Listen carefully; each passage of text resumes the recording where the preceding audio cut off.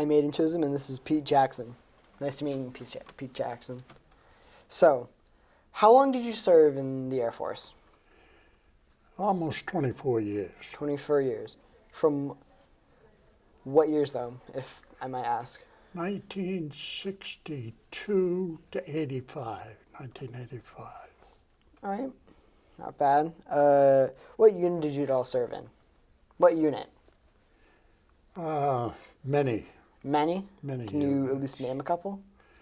Well, first of all, it was pilot training. Yes. Did that in Georgia in 1962, then went into C-130s, which is a 4-engine turboprop, I know the plane. and Tennessee. Stayed there for a couple of years, and then moved on to Lockbourne, which is up in Ohio.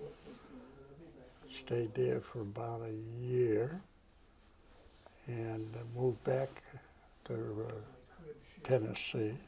Fly more And then C-130s. started the overseas tours in Asia. All right. And this has been really fun. I have heard of the C-130. We have a couple of them. Sorry. I have also heard of the C-130. They've fly around here every once in a while. I think I saw one year ago, I think. Sorry. I think I saw one a year ago. Sure.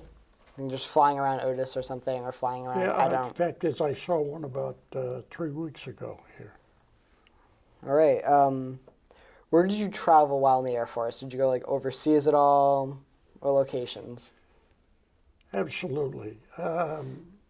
When I started overseas, I went to Taiwan, stayed there a year and a half, and that's when most of the Air Force at those days that were involved from the flying perspective were involved in Vietnam. So we spent a lot of time in Vietnam, and not that much time in Taiwan.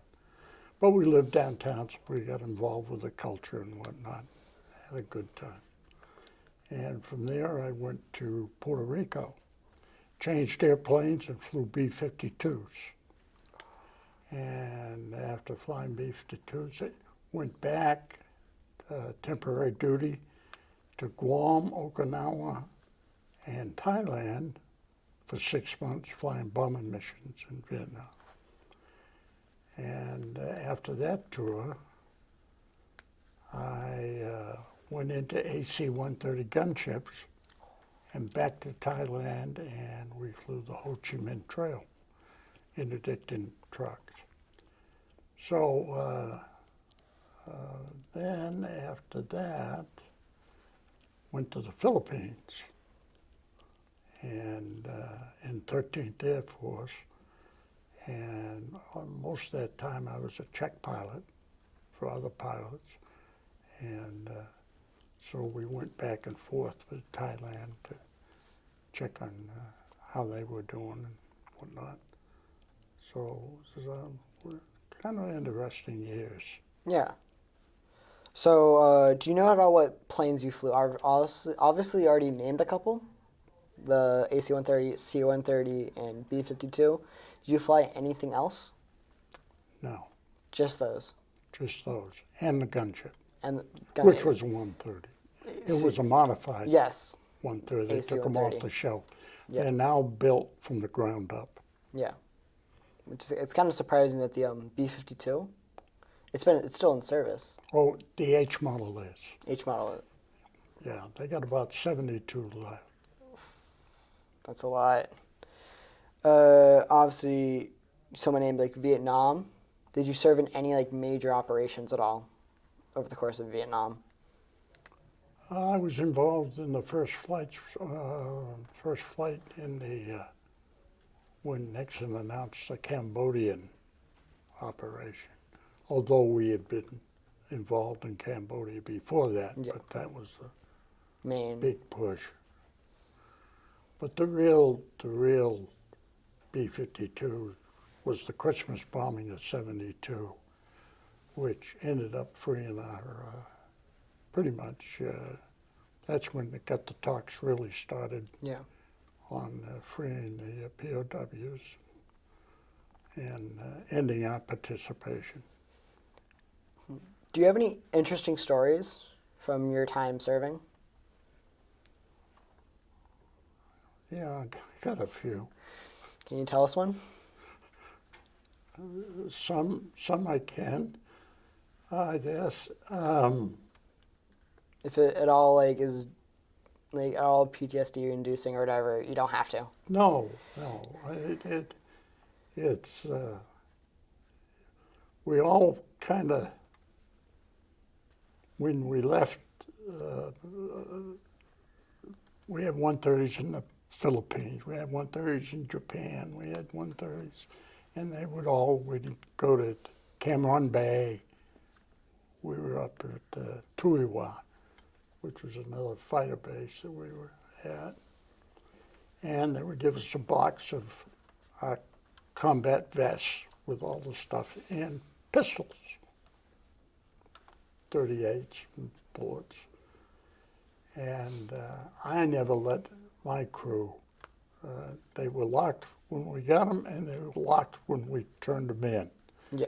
Air Force people with guns were not, when we weren't, that was an Army. Army, It Marine. was an Army operation, yeah. Well, anyway, some of the crews kind of got carried away and would have the guns and whatnot. One day at one of the forward operating bases, there was a couple of crews there. Some of the Viet Cong got in there, and they were sapper crews, and they're running around the field and whatnot. And next thing you know, of course, two of the crews were the ones that had guns out. So a firefight ensues, and before long, everybody realizes that all they're doing is shooting at each other. So luckily, nobody was hit. Like I say, guns don't belong. Friendly fire incident. Yeah, that's all. But anyway, afterwards at the bar, those stories were great. Everybody loved it. So, do you know what students right now, say in high school, should be doing to prepare if they want to join the Air Force? Well, obviously, there's two ways. I had no idea what I wanted to do. I knew that the first thing in our house when I was a kid, when you graduated from high school, there were two things. You either going to school or going to work. Nobody was hanging around the house. You were out. So, and in my junior year, I didn't do very well because there were football and girls and all kinds of other things, distractions. And so I was then not allowed no football, no much of anything. And so I had cleaned up that act and applied to college and got in and went to Boston University, got in there, and you had to either go to gym or ROTC. So I ended up in the Air Force ROTC, graduated, and ended up pilot training and loved the Air Force, really did. And so if you go the officer route, you got to have a college degree. And in the year 20, you guys, in the year 2030 and on, I can't imagine not having at least a bachelor's degree. It's going to be mandatory. So, and the Air Force, a sharp young enlisted guy has a chance to further their education in the Air Force, paid for by the Air Force. So,